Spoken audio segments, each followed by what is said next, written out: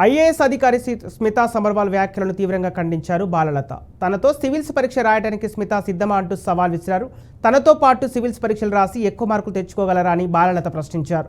స్మితా సబర్వాల్ తన గుర్తింపు కోసమే మాట్లాడుతున్నారని, ఆమె మాటలు దురదృష్టకరమని అన్నారు. అసలు దివ్యాంగులము బతకాలా వద్దా, మిమ్మల్ని రాష్ట్రంలో ఉండమంటారా వద్దా అని స్మితా సబర్వాల్ను అడిగారు. పని ఉన్నోళ్ళు పని చేస్తారు, ట్వీట్లు పెడుతూ ఉండారని బాలలత మండిపడ్డారు. సీఎం సీఎస్ ఆలోచించి స్మితా సబర్వాల్పై చర్యలు తీసుకోవాలని డిమాండ్ చేస్తున్నారు.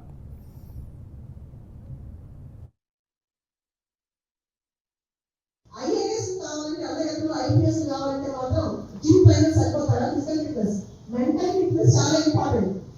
మెంటల్ ఫిట్నెస్ చాలా చాలా ఇంపార్టెంట్ అన్నమాట. అండ్ ఏమీ లేకుండా సిన్సియర్గా కొట్టిన దివ్యాంగులు చాలా చాలా గొప్పవాళ్ళు.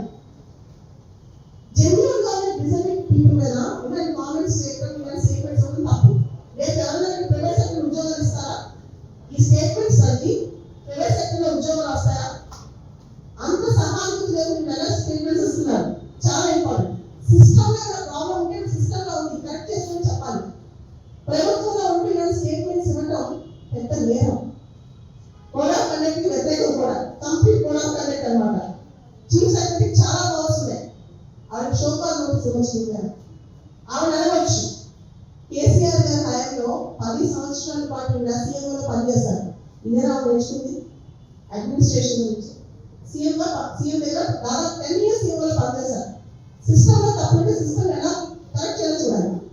ఆవిడకి డిజబిలిటీ ఉందో